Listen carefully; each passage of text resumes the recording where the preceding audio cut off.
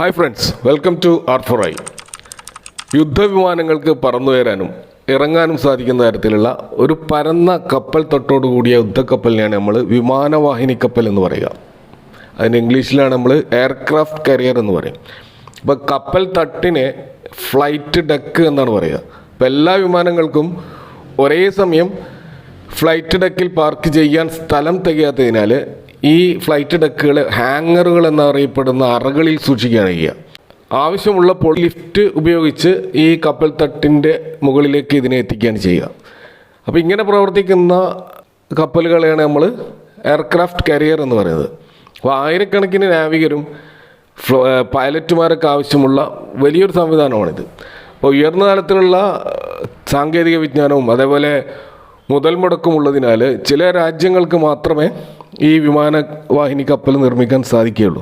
അപ്പോൾ global fire പവറിൻ്റെ ഒരു കണക്ക് പ്രകാരം ലോകത്തിൽ ഇതുവരെ 21 എയർക്രാഫ്റ്റ് കാരിയറുകളാണ് നിലവിലുള്ളത്. അതിൽ 11 ഉള്ളത് അമേരിക്കയുടെ കയ്യിലാണ്. അപ്പോൾ ലോകത്തെ നമ്പർ 1 ആയുധശക്തിയായിട്ട് അമേരിക്ക മാറിയതിന് പിന്നിൽ ഈ എയർക്രാഫ്റ്റുകൾക്ക് വലിയ തോതിൽ പങ്കുണ്ട് എന്നുള്ളതാണ് യാഥാർത്ഥ്യം. കൂടാതെ ചൈന, ഇന്ത്യ, അതേപോലെ UK, ഇറ്റലി ഈ രാജ്യങ്ങൾക്ക് 2 വീതം എയർക്രാഫ്റ്റ് കാരിയറുകളുണ്ട്. ഫ്രാൻസിനും റഷ്യക്കും ഓരോ എയർക്രാഫ്റ്റുകളാണ് ഉള്ളത്.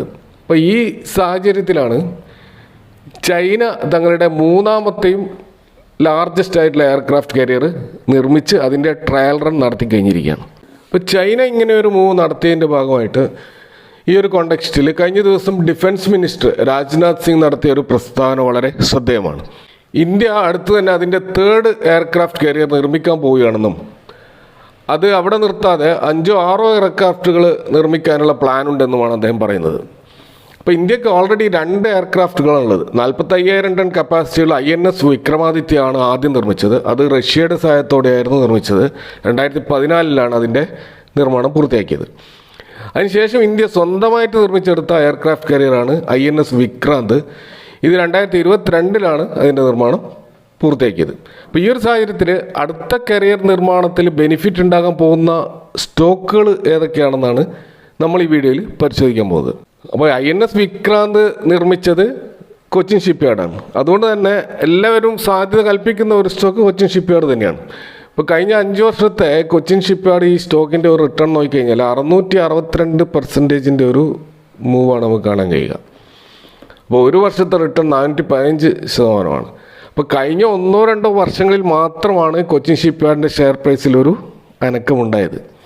അപ്പോൾ കൊച്ചിൻ ഷിപ്പ്യാർഡിൻ്റെ ഒരു ലോങ് ടേം CAGR ഗ്രോത്തൊക്കെ നമുക്ക് നോക്കിക്കഴിഞ്ഞാൽ അതൊന്നും ഒരിക്കലും ആകർഷകമല്ല എന്ന് നമുക്ക് കാണാൻ കഴിയും. 3 ഇയറിൻ്റെ ഒരു സെയിൽസ് ഗ്രോത്ത് എന്ന് പറയുന്നത് -12% ആണ്.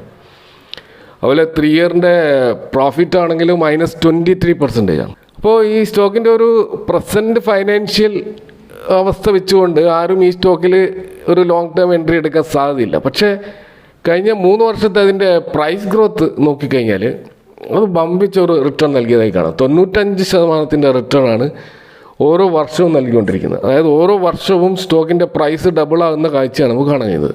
അപ്പോൾ അതിനുള്ള കാരണം ഞാൻ മുകളിൽ പറഞ്ഞ ആ സ്പെക്കുലേഷനാണ്. അതായത് ഭാവിയിൽ കിട്ടാൻ പോകുന്ന വമ്പിച്ച ഓർഡറുകളെ കുറിച്ചുള്ള പ്രതീക്ഷകളാണ് ഈ സ്റ്റോക്കിൽ ഇൻവെസ്റ്റേഴ്സ് വെച്ച് പുലർന്നത്. അപ്പോൾ എയർക്രാഫ്റ്റ് കരിയറുമായി ബന്ധപ്പെട്ട് വരുന്ന ഓരോ ന്യൂസും ഈ സ്റ്റോക്കിനെ സംബന്ധിച്ചിടത്തോളം വളരെ പ്രധാനമാണ്. അതുകൊണ്ട് തന്നെയാണ് ഈ സ്റ്റോക്കിൽ നല്ല മൂവ് ഉണ്ടാകാനുള്ള ഒരു കാരണം. അപ്പോൾ കഴിഞ്ഞ ദിവസം തന്നെ നല്ലൊരു അപ്സൈഡ് മൂവ്മെൻറ്റ് പോയി ഇത് ഓൾ ടൈം ഹൈയിലേക്ക് സ്റ്റോക്ക് പോയിക്കൊണ്ടിരിക്കുകയാണ്. അപ്പോൾ ഈ സ്റ്റോക്കിൻ്റെ ഒരു ചാർട്ട് നോക്കിക്കഴിഞ്ഞാൽ 900 അതുപോലെ 1200 ആ ഒരു ഇടയിലാണ് ഇതിൻ്റെ ഒരു ബെസ്റ്റ് ബൈ പ്രൈസ് എന്ന് നമുക്ക് കാണാൻ കഴിയുന്നത്. അപ്പോൾ ഈ ലെവലിൽ നമുക്ക് സ്റ്റോക്ക് കിട്ടുകയാണെങ്കിൽ അതൊരു റീസണബിൾ വാല്യുവേഷൻ ആയിരിക്കും. കാരണം ഇതിൻ്റെ കറണ്ട് PE റേഷ്യോ 68 ആണ്. മീഡിയൻ PE ആണെങ്കിൽ വെറും 9.14 ആണ്. അപ്പം കഴിഞ്ഞ 5 വർഷത്തെ മീഡിയം PEയേക്കാളും എത്രയോ മടങ്ങ് അധികമായിട്ടാണ് ഈ സ്റ്റോക്ക് ഇപ്പോൾ ട്രേഡ് ചെയ്യുന്നത്. എന്നാൽ മറ്റൊരു കാര്യം നമ്മൾ നോക്കിക്കഴിഞ്ഞാൽ ഈ സ്റ്റോക്കിൻ്റെ ഇൻഡസ്ട്രി PE നമുക്ക് കാണാൻ കഴിയുന്നത് 65.2 ആണ്.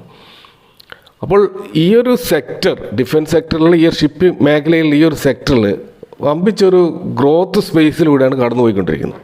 അതുകൊണ്ട് തന്നെ ഇൻഡസ്ട്രി PEയുമായിട്ടായിരിക്കണം നമ്മൾ കൊച്ചിൻ ഷിപ്പ്യാർഡിൻ്റെ PE കമ്പയർ ചെയ്യേണ്ടത്. അങ്ങനെ നോക്കുമ്പോൾ കറണ്ട് PE ഒരു ഫെയർലി വാല്യൂഡ് ആയിട്ടുള്ള പൊസിഷനിൽ തന്നെയാണ് നമുക്ക് കാണാൻ കഴിയുക. ഇപ്പോൾ ഡിഫൻസ് സെക്ടറിൽ പ്രത്യേകിച്ച് ഈ എയർക്രാഫ്റ്റ് കരിയറുകളും വാർഷിപ്പുകളും മുങ്ങിക്കപ്പലുകളും മറ്റും നിർമ്മിക്കുന്ന ഈ സെക്ടറുകളിലെല്ലാം വമ്പിച്ചൊരു ഗ്രോത്ത് നമുക്ക് കാണാൻ കഴിയുന്നുണ്ട്. അപ്പോൾ എയർക്രാഫ്റ്റ് കരിയർ ആര് നിർമ്മിക്കുമെന്ന് ഒഫീഷ്യലായിട്ട് ഇതുവരെ അനൗൺസ്മെൻ്റ് ഒന്നും വന്നിട്ടില്ല. എങ്കിലും ഈ കൊച്ചിൻ ഷിപ്പ് യാർഡിനാണ് എല്ലാവരും അതിൻ്റെ സാധ്യത കൽപ്പിക്കുന്നത്. വേറെയും 2 പ്രധാനപ്പെട്ട ഷിപ്പിംഗ് സ്റ്റോക്കുകൾ നമ്മൾ ഈ അവസരത്തിൽ വാച്ച് ലിസ്റ്റിൽ ആഡ് ചെയ്യേണ്ട 2 സ്റ്റോക്കുകളാണ്. അതിലൊന്ന് മെസഗാവൺ ഡോക്ക് ഷിപ്പ് ബിൽഡേഴ്സാണ്. 1700-2500 ഒരു ലെവലിൽ കുറേ കാലമായിട്ട് കൺസോൾഡേറ്റ് ചെയ്ത ഒരു സ്റ്റോക്കാണിത്. കഴിഞ്ഞ ദിവസം ഈ സ്റ്റോക്കിൽ 12% ഒരു തകർപ്പൻ മുന്നേറ്റം നമുക്ക് കാണാൻ കഴിഞ്ഞു. അപ്പോൾ ഈ മുന്നേറ്റത്തിനുള്ള കാരണം ഈ കമ്പനിക്ക് 6ഓളം ഷിപ്പുകൾ നിർമ്മിക്കാൻ യൂറോപ്പിൽ നിന്നുള്ള അവരുടെ ക്ലയൻറ്റിൻ്റെ ഒരു വലിയ ഓർഡർ കിട്ടിയിരിക്കുകയാണ്. അതുകൊണ്ടാണ് ഈ സ്റ്റോക്ക് അതിൻ്റെ 12% ഒരു ഗ്രോത്ത് കാണിച്ചത്. കൂടാതെ ഓൾ ടൈം ഹൈയിലേക്ക് ഈ സ്റ്റോക്ക് നീങ്ങിക്കൊണ്ടിരിക്കുകയുമാണ്. സ്റ്റോക്കിൻ്റെ ഇപ്പോഴത്തെ PE 36.8ഉം 5 years PE 10.6ഉമാണ്. അപ്പോൾ ആ 5 years PEനേക്കാൾ എത്രയോ ഉയരത്തിൽ, ആ മീഡിയം PEയേക്കാൾ എത്രയോ ഉയരത്തിലാണ് സ്റ്റോക്ക് ഉള്ളത്. ഇനി ഈ കമ്പനിയുടെയും സെയിൽസ് ഗ്രോത്ത് നോക്കുകയാണെങ്കിൽ കൊച്ചിൻ ഷിപ്പ് യാർഡിൻ്റെ അത്ര മോശമല്ല. നല്ല ഒരു സെയിൽസ് ഗ്രോത്ത്, CAGR ഗ്രോത്ത് ഉണ്ട്, 15% ഗ്രോത്ത് ഉണ്ട്. പ്രോഫിറ്റിലാണെങ്കിൽ 37% ഗ്രോത്ത് കഴിഞ്ഞ 3 വർഷം കാണിച്ചതായി കാണാം. അതുപോലെ എന്നാൽ അതിനോട് ആനുപാതികമായിട്ടല്ല പ്രൈസിൻ്റെ ഗ്രോത്ത്, അത് വമ്പിച്ച ഗ്രോത്താണ്. 133% CAGR ഗ്രോത്താണ് ഓരോ വർഷവും ഇത് കാണിക്കുന്നത്. അപ്പോൾ കൊച്ചിൻ ഷിപ്പ് യാർഡിനേക്കാൾ വളരെ വേഗത്തിൽ വളർന്നുകൊണ്ടിരിക്കുന്ന ഒരു സ്റ്റോക്കായിട്ടാണ് നമുക്ക് മെസഗാവൺ സ്റ്റോക്ക് കാണാൻ കഴിയുന്നത്. 1700-2100 ലെവൽ ആണ്. ഒരു അഗ്രസീവ് ബയർ ആണെങ്കിൽ നമുക്ക് 2500 ലെവലിൽ വാങ്ങിച്ചു തുടങ്ങാം. 1700-2100 ലെവലാണ് കുറച്ചും കൂടി ഒരു റീസണബിൾ ആയിട്ടുള്ള ഒരു പ്രൈസായിട്ട് നമുക്ക് കാണാൻ കഴിയുന്നത്. അപ്പോൾ ഇനി നിരീക്ഷിക്കേണ്ട മറ്റൊരു stock garden reach ship builders and engineers limited ആണ്. 9% ഒരു മൂവാണ് കഴിഞ്ഞ ദിവസം ലാസ്റ്റ് ട്രേഡിംഗ് സെഷനിൽ ഈ സ്റ്റോക്കിലുണ്ടായത്. അതിൻ്റെ ഒരു പ്രധാന കാരണം ഇവർക്ക് ഒരു $16 മില്യൺ ഒരു കോൺട്രാക്റ്റ് ബംഗ്ലാദേശ് ഗവൺമെൻറ്റിൽ നിന്ന് കിട്ടിയതിൻ്റെ ഭാഗമായിട്ടാണ് ആ ഒരു മൂവ് ഉണ്ടായിട്ടുള്ളത്. സ്റ്റോക്കിൻ്റെ PE റേഷ്യോ 41.5 ആണ്. 5 years മീഡിയം PE ആണെങ്കിൽ 15.4 ഈ സ്റ്റോക്കും അതിൻ്റെ വമ്പിച്ച ഹൈ PE സൈഡിലാണ് ഇപ്പോൾ നമുക്ക് കാണാൻ കഴിയുക. നമ്മൾ നേരത്തെ പറഞ്ഞ പോലെ ഇൻഡസ്ട്രി PE പക്ഷേ 65 ആണ്. അതിൽ നിന്നും അതുമായിട്ട് കമ്പയർ ചെയ്യുമ്പോൾ ഇതിൻ്റെ PE നമുക്ക് കുറച്ചും കൂടി ബെറ്ററാണ്, റീസണബിൾ 41.5% ആണ്. അത് കുറച്ചുകൂടി റീസണബിൾ ആയിട്ടുള്ളൊരു PE റേഷ്യോ ആണ്. സെയിൽസ് ഗ്രോത്ത് ആണെങ്കിൽ 21% 3 വർഷത്തെ CAGR. പ്രോഫിറ്റിലാണെങ്കിൽ 10% CAGR ഗ്രോത്താണ് കാണാൻ കഴിയുക.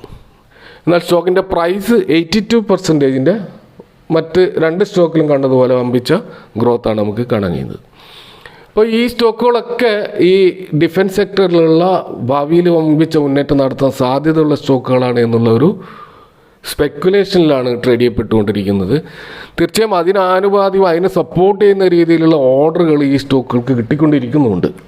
അപ്പോൾ ഈ സ്റ്റോക്കിൽ ഒരു ലോങ് ടേം എൻട്രി, നമ്മളിപ്പോൾ ഒരു ഗാർഡൻ ഷിപ്പിൽ ലോങ് ടേം എൻട്രി നോക്കുകയാണെങ്കിൽ അത് 850 to 950 ലെവലായിരിക്കും കുറച്ചും കൂടി ഒരു നല്ല എൻട്രി എന്ന് നമുക്ക് പറയാൻ കഴിയുന്ന ഒരു ലെവൽ. അപ്പോൾ ഈ പറഞ്ഞ 3 സ്റ്റോക്കുകളും നിങ്ങളെ വാച്ച് ലിസ്റ്റിൽ ആഡ് ചെയ്യുക. നല്ല ബൈയിങ് ലെവലിന് വേണ്ടി കാത്തിരിക്കുക. ഓൾ ടൈം ഹൈയിൽ പോയിട്ട് ഒരിക്കലും സ്റ്റോക്ക് വാങ്ങാതിരിക്കുക. കാരണം ഇലക്ഷനൊക്കെ വരികയാണ്, ഇലക്ഷൻ്റെ റിസൾട്ടുകൾ വരികയാണ്. ആ സമയത്തൊക്കെ വമ്പിച്ച അത് അടുപ്പിച്ചുകൊണ്ട് വമ്പിച്ച വോളറ്റിലിറ്റി സ്റ്റോക്കുകൾ ഉണ്ടായേക്കാം. നമുക്ക് നല്ല പ്രൈസിൽ സ്റ്റോക്കുകൾ കിട്ടാനുള്ള സാധ്യതകളുണ്ട്. അതുകൊണ്ട് വെയിറ്റ് ചെയ്യുക. നിങ്ങളുടെ ഒരു കാൽക്കുലേറ്റഡ് പ്രൈസ് എത്രയാണോ, ഏതൊരു ലെവലാണോ നിങ്ങൾ എൻ്റർ ചെയ്യണോ, ആ ലെവൽ വരുന്നത് വരെ കാത്തിരിക്കുക എന്ന് മാത്രമേ ഇപ്പോൾ പറയാനുള്ളൂ. Thank you for watching. See you next time with another video.